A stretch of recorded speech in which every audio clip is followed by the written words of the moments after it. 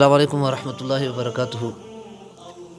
فلسطین پر آج کل بہت ظلم ہو رہا ہے، تو ہمارے کافی مسلمان بھائی اپنی ایمان کی غیرت کی وجہ سے یہ کہہ رہے ہیں کہ یہودی اشیاء کا بائیکاٹ کرنا چاہیے۔ یہ ایک اچھی بات ہے کہ یہودی اشیاء کا بائیکاٹ کرنا چاہیے، کیونکہ ان کا پیسہ جو ہے اس جنگ میں لگ رہا ہے۔ تو صرف یہودی اشیاء کا بائیکاٹ نہیں کرنا چاہیے، ہمیں ہر اس شخص کے اشیاء کا بائیکاٹ کرنا چاہیے جو اس جنگ میں ملوث ہو۔ جیسا کہ انڈیا کا بائیکاٹ ہمیں کرنا چاہیے، کیونکہ وہ ان کا حامی ہے اس جنگ میں، اور وہ آلریڈی ظلم کر رہا ہے ہمارے مسلمان بھائیوں پر جو کہ کشمیر میں ہے، تو ان کی اشیاء کا بائیکاٹ ہمیں کرنا چاہیے۔ اس کے علاوہ ہمیں امریکہ کا بائیکاٹ کرنا چاہیے، جنہوں نے مسلمانوں کا خون بہایا افغانستان میں جگہ جگہ پہ، اور ابھی بھی وہ اس جنگ میں ملوث ہے، تو ان کا بھی بائیکاٹ کرنا چاہیے ہمیں۔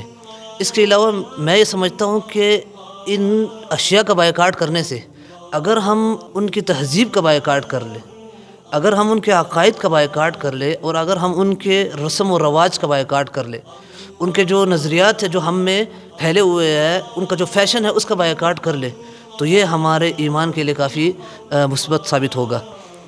اگر ہم میکڈونلڈ کو تالا لگا دیں، پیپسی کی کمپنی کو، کوکا کولا کی کمپنی کو ہم بینڈ کر دیں، لیکن اللہ کی قسم جب تک ہم میں یہودی فیشن ہماری نوجوان نسل بہن بھائیاں ہمارے وہ جو یہودی فیشن سے متاثر ہوں گے، جو کہ امریکن فیشن سے متاثر ہو، جو انڈین گانوں سے متاثر ہوں گے، جو انڈین ڈراموں سے متاثر ہوں گے، تو اس وقت تک ہم کبھی بھی غالب نہیں آئیں گے۔ ہمیشہ کے لیے یہ لوگ ہم پر ایسے ہی ٹوٹ پڑیں گے جیسے آج ٹوٹ پڑے ہیں۔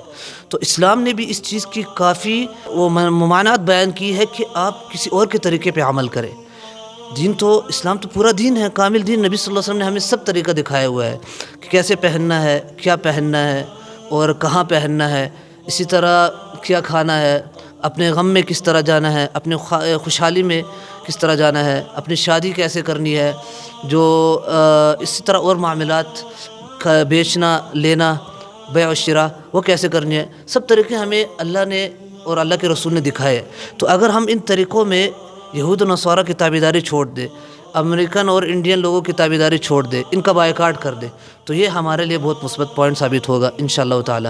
اللہ رب العالمین ہمارے سب بھائی بہنوں کی، سب مسلمانوں کی حفاظت کرے۔